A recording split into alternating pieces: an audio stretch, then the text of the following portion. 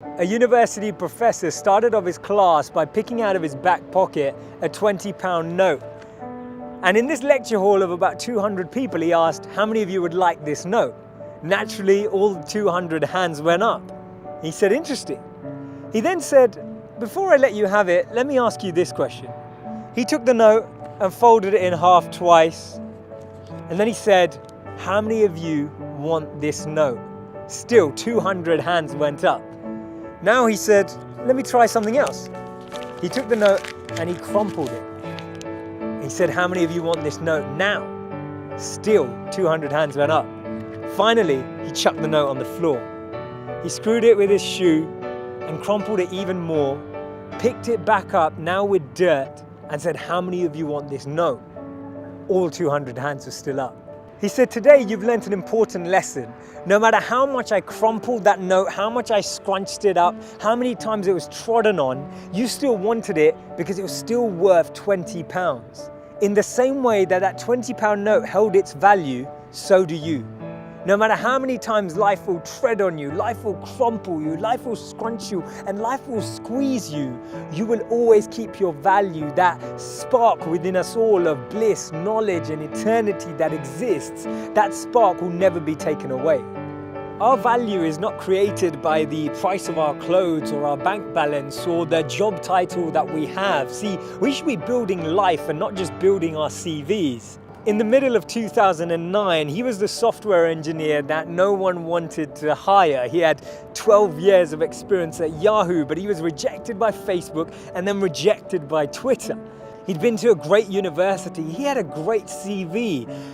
But he decided to team up with one of his alumni members at Yahoo and started to create an app and focus on the startup space.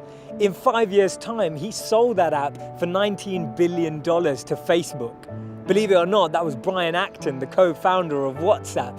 When he was rejected from Facebook, he said it was a great opportunity to connect with some fantastic people. I look forward to life's next adventure. When he was rejected by Twitter, he responded by saying, worked out, it was quite a long commute.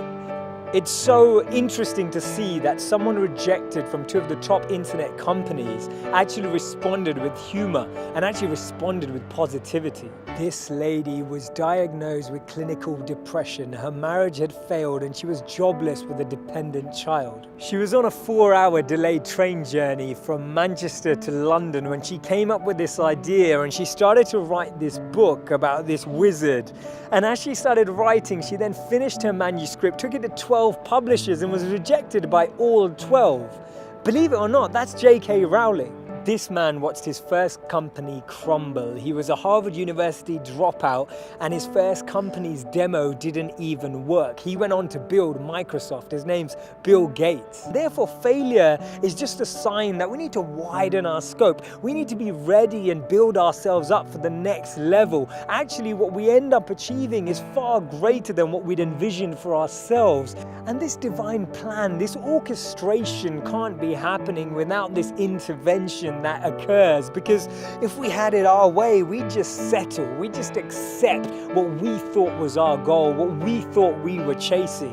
But actually, I've noticed that when you don't get that, later down the line, you look back and you reflect and realize that what you've gained is so much greater. Failures are only failures when we don't learn from them, because when we learn from them, they become lessons, and we actually extrapolate all of these teachings and actually get more insight into how we can improve the way we work and how we can actually drive with a different energy. The challenge we have is that we only talk about people's failures when they succeed, and that's why they become this taboo, or we feel like their failures never happened. We need to share these stories earlier. We need to bring out these stories and experiences on the journey so that people who are on the journey can actually follow in those footsteps. And that's why Steve Jobs said you can't connect the dots moving forward.